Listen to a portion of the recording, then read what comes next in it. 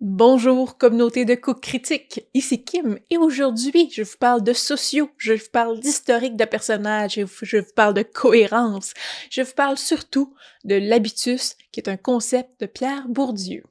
Donc, Pierre Bourdieu est un grand, et le terme est ici faible, là, est un grand sociologue français contemporain qui est né dans la même, qui a vécu en fait à la même époque que Robert Cromerton, dont je vous ai déjà parlé, et a fait plusieurs ouvrages majeurs dans le domaine de la sociologie et a mis en place aussi le concept d'habitus, ou du moins a développé le concept d'habitus qui est, pour moi, hyper pertinent quand je joue à des jeux de rôle, quand j'élabore un personnage et surtout quand je prends des décisions en cours de jeu avec mon personnage.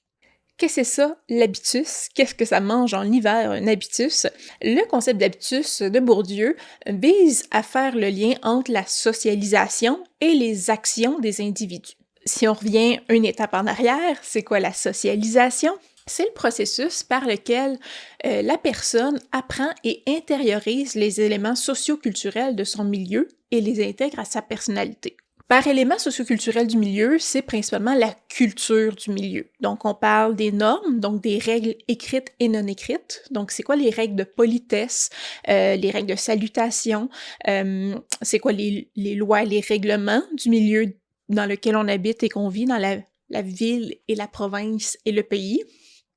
C'est quoi les valeurs? C'est quoi l'échelle, je devrais dire, de valeurs? Donc, plusieurs valeurs peuvent cohabiter, mais comment on les ordonne dans le milieu dans lequel je vis? Donc, les échelles de valeurs. Donc, la socialisation, c'est l'apprentissage dynamique et tout au long de notre vie, par lequel on apprend cette vie-là en société, on apprend et on intègre la culture présente dans notre milieu social. Donc, Bourdieu cherche à faire le lien entre cette socialisation-là, cet apprentissage-là qu'on fait tout au long de notre vie et les actions des individus.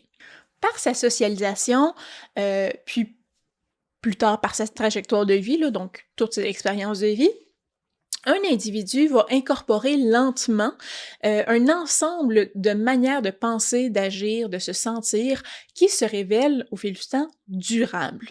Donc, Bourdieu pense que ces dispositions-là sont à l'origine des pratiques futures des individus. L'idée derrière l'habitus, c'est que ce n'est pas une programmation. C'est pas parce qu'on a vécu des choses ou qu'on qu'on a été socialisé par un milieu X qu'on devient conditionné ou que c'est une programmation. Donc, on n'est pas là à reproduire mécaniquement ce qu'on a acquis.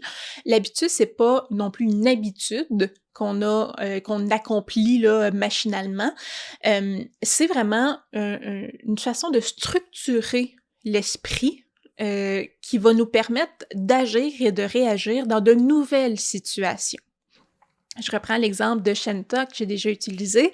Shanta a été élevée seule, pratiquement, là, avec sa fratrie, mais ont été très rapidement un peu laissés à eux-mêmes, n'avaient pas de famille autre que le trio de triplets, en fait. Donc, elle a créé des liens précieux avec son frère et sa sœur, mais n'a pas développé de lien particulier avec une autre communauté. Donc, pour elle, c'est sa fratrie qui est immensément important, et pour le reste, mais c'est le temps qu'elle a passé seule dans le désert qui est significatif pour elle. Le temps qu'elle a passé avec les animaux, à qui elle a appris à parler très jeune, qui ont été significatifs. Donc, c'est devenu une fille, oui, très solitaire, avec un sentiment vraiment très fort de proximité avec sa famille, mais très protecteur de cette manière-là aussi. Mais ultimement, c'est quelqu'un qui ne comprend pas les structures sociales, qui n'a pas beaucoup d'estime non plus pour les structures sociales, parce que elle n'a pas eu cette éducation-là de à quoi ça sert puis pourquoi c'est important. Elle a toujours été mise de côté par ces structures sociales-là de toute manière, donc elle ne les valorise pas particulièrement. Donc, ce vécu-là, d'avoir grandi dans un désert, d'avoir pas grandi dans une ville, ne pas avoir de figure d'autorité qui lui montrait comment vivre, a fait aussi qu'elle ne respecte pas tant les figures d'autorité, que ce qui fait la valeur de quelqu'un, c'est ce qu'on fait, c'est le courage qu'on a, c'est la débrouillardise dont on fait preuve, c'est pas le statut social que quelqu'un nous donne. Donc ça va teinter ses relations avec les autorités, ça va teinter ses relations avec les autres qui peuvent mettre sa famille en danger, ça va teinter ses interactions sociales et son rapport à l'argent et son rapport à un paquet de trucs. Donc, l'habitus, c'est de prendre votre historique et de regarder quel impact ça a eu profondément sur votre personnage et comment ça va influencer ses réactions futures. Une bonne comparaison, en fait, serait de comparer l'habitus à la grammaire de votre langue maternelle, donc par exemple la grammaire française. Donc, grâce à la grammaire qu'on acquiert, donc par socialisation, l'individu peut fabriquer des phrases qui se tiennent. Donc, on peut fabriquer une infinité de phrases et de dialogues et on est capable de s'exprimer sans avoir à répéter la même phrase ad vitam aeternam qu'on a déjà entendue. Donc, c'est cette idée-là, l'habitus, ce n'est pas de répéter des actions qu'on a vues ou qu'on a faites. C'est d'acquérir, de structurer son esprit pour être capable d'agir dans différentes situations rapidement, d'avoir des prédispositions pour certains comportements et avoir des réflexes, je devrais dire, dans certaines circonstances. Quand je dis que c'est adapté au monde social où il se trouve, c'est parce que on est socialisé dans un certain milieu social, dans un environnement social. Si je grandis dans un milieu très riche, donc je suis une princesse, je suis fille de monarque très important, je suis riche et je vis parmi les gens riches de ce monde, mais j'aurai pas la même socialisation que quelqu'un qui vient d'un milieu ouvrier ou d'un milieu démuni. Donc, les règles que j'aurai à suivre, les règles de politesse, de courtoisie, ne seront pas les mêmes. J'aurai pas appris les mêmes choses. Mon rapport à l'alimentation ne sera pas le même. Donc, l'idée d'un repas qui est nutritif versus un repas qui est sain. Est-ce que, comment je perçois mon corps? Est-ce que c'est un outil de travail ou c'est quelque chose d'esthétique? Donc, tous ces rapports-là qu'on a à nous-mêmes, mais à l'environnement qui nous entoure, est influencé par le milieu dans lequel on est né. Maintenant, comment j'intègre ça et pourquoi je dis que c'est important quand je joue un personnage dans un jeu de rôle quelconque? J'ai déjà parlé de comment je perçois mes personnages avec un but à long terme, qu'est-ce qu'ils sont prêts à faire, qu'est-ce qu'ils ne sont pas prêts à faire.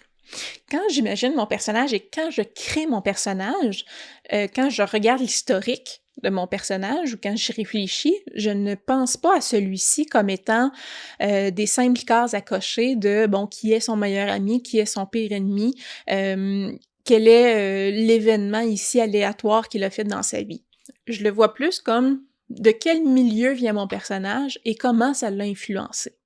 Est-ce que c'est un orphelin qui a grandi en volant des bouts de pain dans un marché public? Est-ce qu'il a toujours eu faim? Il s'est toujours demandé s'il se ferait prendre, s'il se ramasserait en prison. Est-ce qu'il a tout le temps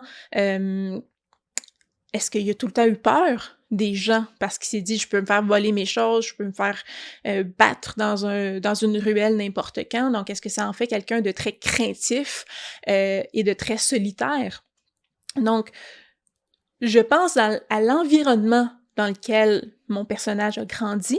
Donc un personnage comme ça, qui est un orphelin dans les rues, va avoir un tempérament extrêmement différent qu'un autre personnage qui grandit dans une famille aimante où ils ont tout ce qu'ils ont besoin autour de la table. Les raisons de devenir aventurier ne seront pas les mêmes. Les chances aussi d'avoir une classe quelconque, là, si on pense à Donjons Dragons, ne seront pas nécessairement les mêmes non plus. Donc, je réfléchis à ça. L'historique que je donne à mon personnage, qu'est-ce que ça lui donne comme tempérament et qu'est-ce que ça lui donne comme réflexe par rapport à multiples événements qui peuvent se produire. Donc, l'habitus, selon Bourdieu, est un puissant générateur. Ce que ça veut dire, c'est que ces apprentissages-là que j'ai faits tout au long de ma vie ont un impact sur comment je vais réagir demain. Donc, au risque de vous avoir déjà perdu En tout cas, si c'est pas le cas, je risque de vous perdre avec la prochaine phrase, mais je vais tout démêler ça après, je vous jure que ça va être concret pour le jeu de rôle. Donc, Bourdieu définit l'habitus comme étant des structures structurées prédisposées à fonctionner comme des structures structurantes. Et oui, j'enseigne ça à mes étudiants de 17 ans.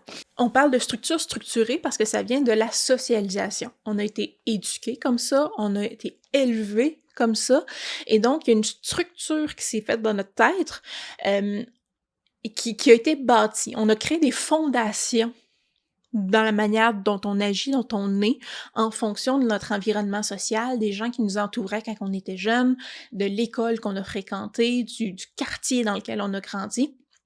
Donc tout ça crée une structure solide sur laquelle le reste de notre personnalité est assise. On dit que l'habitus est une structure structurante parce que ça va générer aussi une infinité de pratiques nouvelles. Cette manière-là dont j'ai été élevée va générer des réactions dans des situations nouvelles que je n'ai jamais rencontrées.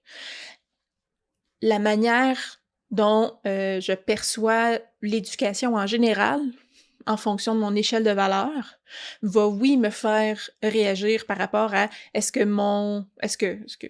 j'ai le goût de continuer les études, mais comment je perçois les gens qui continuent leurs études, comment je perçois les diplômes par la suite. Donc, ça va englober toute une grande famille mais comment toutes ces choses-là, je les perçois. Si votre personnage, je reprends mon orphelin qui a grandi en volant des bouts de pain, s'il a grandi un peu dans un environnement où c'est le plus fort qui gagne, où c'est du chacun pour soi, où tu voles pour survivre, mais surveille tes poches parce que quelqu'un d'autre va te voler pour survivre, la confiance, c'est pas ton premier réflexe.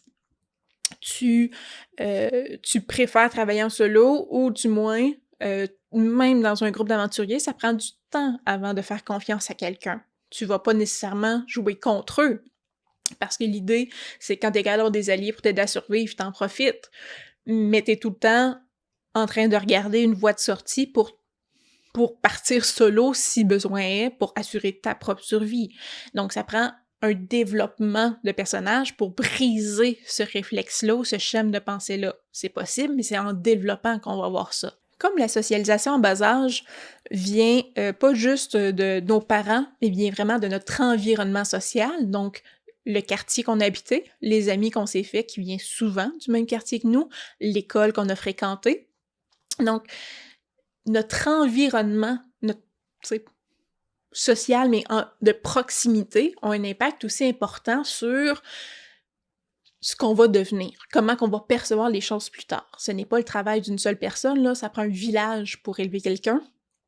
Donc si l'environnement va avoir une influence sur les personnes. Comme les gens dans un même quartier ont tendance à appartenir à la même classe sociale, on s'entend qu'il y a rarement un HLM à côté d'une maison de personnes multimillionnaires, là. Donc les quartiers souvent réunissent, pour plusieurs raisons, des gens de même classe sociale. Ben, les individus de même classe sociale vont partager une culture, vont avoir sensiblement un habitus qui se ressemble. Donc, on va appeler ça l'habitus de classe. Je vais aussi donner l'exemple de Kat dans Obélien. Donc, Kat a grandi, on se rappelle, du côté de l'Empire, d'une famille noble, avec beaucoup de moyens, mais d'une famille très froide.